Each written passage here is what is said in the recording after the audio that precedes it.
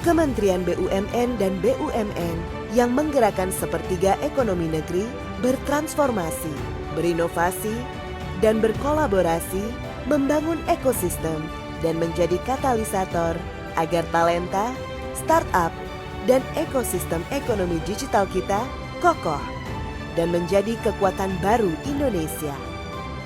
Kini dan nanti, kita adalah kekuatan bangsa. Assalamualaikum warahmatullahi wabarakatuh. Shalom, Om Swastiastu, nama budaya, Salam kebajikan. bagi kita semua. Perkenalkan, kami dari kelompok 6. Di sini kami akan mempresentasikan hasil video diskusi kami yang berjudul Badan Usaha Milik Negara. Sebelumnya, perkenalkan, nama saya Fiona Florencia. Nama saya Syifa Tania. Nama saya Anastasia Putri. Nama saya Nadia Nindita Putri. Dan saya Diana Swajingga. Itu saja, berikut merupakan pemaparan pembahasan kami tentang BUMN. Baik, selanjutnya di sini saya akan menjelaskan definisi dari BUMN itu sendiri. Berdasarkan PP nomor 45 tahun 2005, BUMN adalah badan usaha yang sebagian besar atau seluruh modalnya dimiliki oleh negara melalui penyertaan secara langsung yang berasal dari kekayaan negara yang dipisahkan. Adapun dasar hukum bagi pemerintah dalam menjalankan nasionalisasi yaitu tercantum pada pasal 33 ayat 2 UUD NRI 1945 yang dimana sifat dari perusahaan negara itu merupakan kesatuan produksi perusahaan yang memberi jasa, mementingkan kepentingan umum, kemudian juga memupuk keuntungan baik itu di bidang industri maupun pertambangan, perdagangan dengan tujuan untuk membangun ekonomi nasional. Selanjutnya saya akan menjelaskan mengenai klasifikasi BUMN. Menurut ketentuan Undang-Undang Nomor 9 Tahun 1969 tentang BUMN yang mengatur mengenai pengelompokan BUMN, BUMN terbagi dalam 3 klasifikasi, yaitu yang pertama, perusahaan jawatan atau pekerjaan, perusahaan umum atau perum, dan perusahaan persero atau persero. Yang pertama, persero atau perusahaan persero. Persero adalah BUMN yang berbentuk perseroan terbatas yang modalnya terbagi dalam saham atau seluruh atau paling sedikitnya 51% sahamnya dimiliki oleh negara Republik Indonesia yang bertujuan untuk mengejar keuntungan. Tujuan pendirian perseroan ini terdapat dalam pasal 128 Undang-Undang Nomor 19 Tahun 2003 tentang BUMN, yaitu menyediakan barang dan atau jasa yang bermutu tinggi dan berdaya saing kuat serta mengejar keuntungan guna meningkatkan nilai perusahaan. Lalu yang kedua yaitu perum atau perusahaan umum. Perum adalah BUMN yang seluruh modalnya dimiliki negara dan tidak terbagi atas saham yang bertujuan untuk kemanfaatan umum berupa penyediaan barang dan atau jasa yang bermutu tinggi dan sekaligus untuk mengejar keuntungan. Berdasarkan prinsip pengelolaan perusahaan, perusahaan negara adalah suatu subjek hukum yang merupakan badan hukum atau disebut juga sebagai Rechtsperson. Lalu yang terakhir atau yang ketiga yaitu pekerjaan atau perusahaan jawatan. Perusahaan jawatan merupakan salah satu bentuk perusahaan milik pemerintah yang bersifat tertutup, di mana modalnya dimiliki negara dan sahamnya tidak diperjualbelikan dalam pasar modal. Tujuan pendirian pekerjaan itu semata-mata untuk melayani hajat hidup orang banyak, sebagaimana diatur dalam pasal 33 Undang-Undang Dasar 1945. Selanjutnya, restrukturisasi dijelaskan dalam pasal 1 angka 11 Undang-Undang Nomor 1 2025 tentang perubahan ketiga atas Undang-Undang Nomor 19 Tahun 2003 tentang Badan Usaha Milik Negara. Restrukturisasi adalah perbuatan hukum yang dilakukan dalam rangka kinerja, penambahan nilai, penyehatan atau peningkatan perusahaan. Restrukturisasi dilakukan dengan maksud untuk menyehatkan BUMN agar dapat beroperasi secara efisien, transparan, dan profesional. Tujuan dari adanya restrukturisasi adalah yang pertama adalah untuk meningkatkan kinerja dan nilai perusahaan. Yang kedua, memberikan manfaat berupa dividen dan pajak kepada negara. Yang ketiga, menghasilkan produk dan layanan dengan harga yang kompetitif kepada konsumen. Lalu yang keempat adalah untuk memudahkan pelaksanaan privatisasi. Selanjutnya ada beberapa metode restrukturisasi yang dapat dilakukan BUMN. Yang pertama ada stand alone. Metode ini mempertahankan BUMN sebagai entitas yang berdiri sendiri tanpa adanya penggabungan atau perubahan struktur kepemilikan yang signifikan. Lalu yang kedua juga dapat dilakukan dengan metode merger. Merger ini merupakan penggabungan dua atau lebih BUMN menjadi satu entitas baru. Lalu yang ketiga dapat dilakukan metode holding. Pembentukan struktur induk BUMN ini atau disebut holding company yang mengendalikan beberapa anak perusahaan BUMN. Lalu yang ketiga dapat dilakukan dengan metode divestasi. Metode ini merupakan penjualan sebagian atau seluruh saham BUMN kepada pihak swasta atau investor lain. Divestasi ini dapat dilakukan beberapa cara. Salah satunya yaitu penjualan saham di pasar modal atau go public, lalu penjualan langsung kepada investor strategis, dan yang terakhir ada manajemen buyout. Lalu dapat dilakukan likuidasi merupakan penutupan dan pembubaran BUMN yang sudah tidak layak untuk dipertahankan baik secara ekonomis maupun strategis. Aset-aset perusahaan BUMN akan dijual dan hasilnya digunakan untuk melunasi kewajiban. Lalu ada beberapa manfaat dari diadakannya restrukturisasi ini. Yang pertama, memberikan dividen dan pajak kepada negara. Yang kedua, menyediakan produk dan layanan kompetitif bagi konsumen. Lalu yang ketiga, menjadi menarik untuk program privatisasi. Lalu yang terakhir yaitu untuk mencapai jumlah BUMN yang optimal dari segi kepentingan negara dan masyarakat. Lalu selanjutnya kita akan membahas tentang privatisasi. Privatisasi sendiri diatur dalam pasal 1 angka 16 tentang perubahan ketiga atas Undang-Undang Nomor 19 Tahun 2003 tentang Badan Usaha Milik Negara. Privatisasi adalah penjualan saham milik negara Republik Indonesia kepada Persero baik sebagian maupun seluruhnya kepada pihak lain. Tujuan dari adanya privatisasi ini yang pertama yaitu untuk mengurangi beban APBN, yang kedua menarik investasi, yang ketiga meningkatkan transparansi, dan yang terakhir yaitu meningkatkan daya saing perusahaan. Untuk dilakukan privatisasi ini ada beberapa syarat.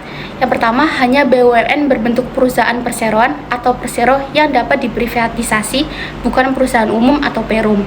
Hal ini ditetapkan dalam penjelasan Undang-Undang BUMN Pasal 6 yang menyatakan bahwa khusus mengenai program privatisasi, Undang-Undang ini menegaskan bahwa privatisasi hanya dapat dilakukan terhadap BUMN yang berbentuk persero sepanjang dimungkinkan berdasarkan peraturan perundang-undangan di sektor kegiatan yang dilakukan persero tersebut.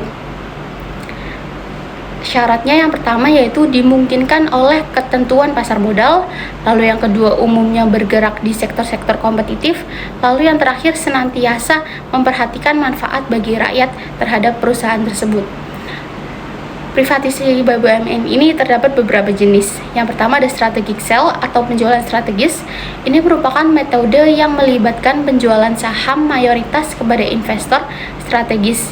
Biasanya ini perusahaan multinasional atau grup bisnis besar yang memiliki keahlian dan pengalaman di sektor yang sama. Metode ini memungkinkan transfer teknologi, knowledge, dan best practice yang dapat meningkatkan kinerja dari perusahaan secara signifikan.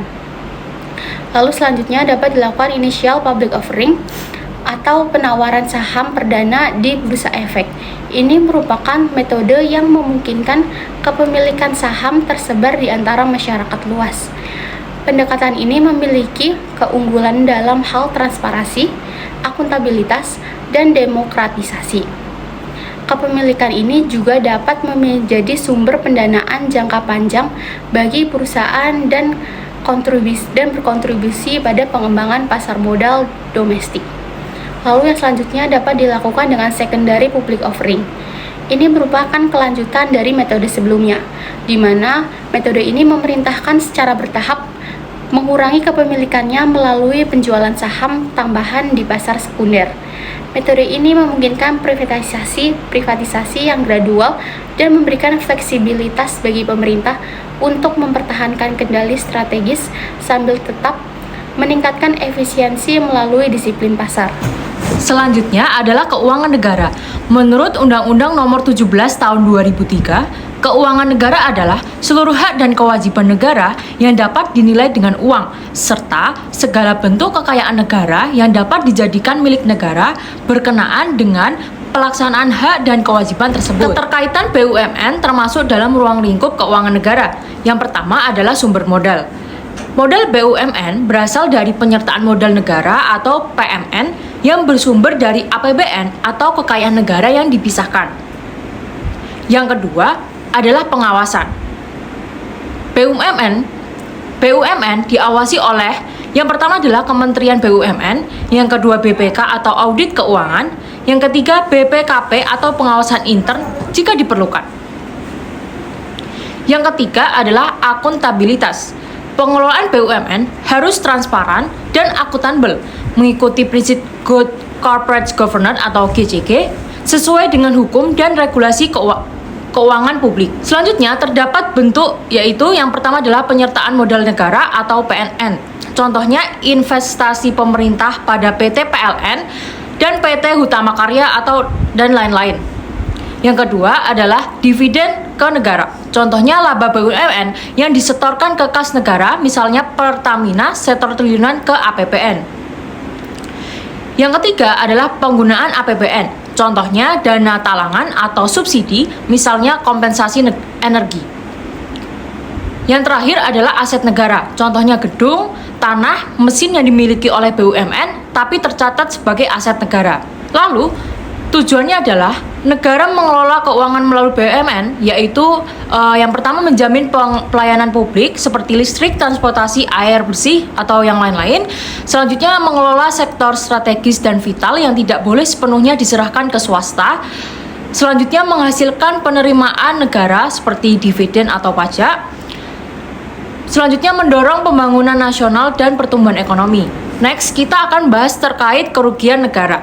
Kekayaan negara sebagai modal BUMN dianggap sebagai keuangan negara dengan konsekuensi hukumnya jika terjadi kerugian pada keuangan negara yang dalam Undang-Undang Nomor 7 Tahun 2003 ditentukan dalam pasal 35 ayat-ayatnya sebagai berikut. Yang pertama, setiap pejabat negara dan pegawai negeri bukan bendahara yang melanggar hukum akan atau melalaikan kewajibannya baik langsung atau tidak langsung yang merugikan keuangan negara diwajibkan mengganti kerugian yang dimaksud. Yang kedua, setiap orang yang diberi tugas menerima, menyimpan, membayar, dan atau menyerahkan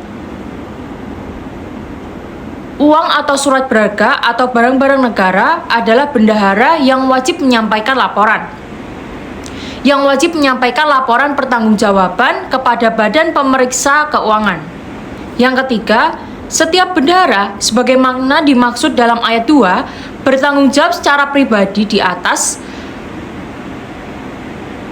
kerugian keuangan negara berada dalam pengurusannya. Yang terakhir atau ayat 4, ketentuan mengenai penyelesaian kerugian negara diatur dalam undang-undang mengenai pembendaharaan negara. Restrukturisasi perusahaan merupakan langkah strategis untuk meningkatkan efisiensi, efektivitas, dan juga daya saing perusahaan, terutama dalam sebuah pasar yang terus berdinamika. Dengan proses restrukturisasi tersebut, sebuah perusahaan dapat memperbaiki operasional dan juga menyesuaikan diri dengan kondisi pasar yang terus berganti. Bentuk restrukturisasi ini beragam seperti adanya merger, konsolidasi, dan juga akuisisi yang semuanya masing-masing mempunyai karakteristik tersebut. Restrukturisasi ini juga meliputi restrukturisasi utang. Dengan melakukan hal ini, sebuah perusahaan dapat menghindari diri dari kepailitan dengan menundakan pembayaran utang dengan pengajuan kepada pengadilan niaga. Sebuah debitur dapat mengajukan perdamaian dengan kreditur untuk membayar seluruh atau sebagian utangnya dari penundaan tersebut.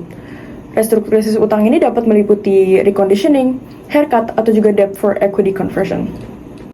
Demikian hasil pemaparan kami dari kelompok 6, kurang lebihnya mohon maaf. Semoga apa yang sudah kami paparkan dan kami jelaskan dapat bermanfaat dan bisa dipahami oleh kita semua.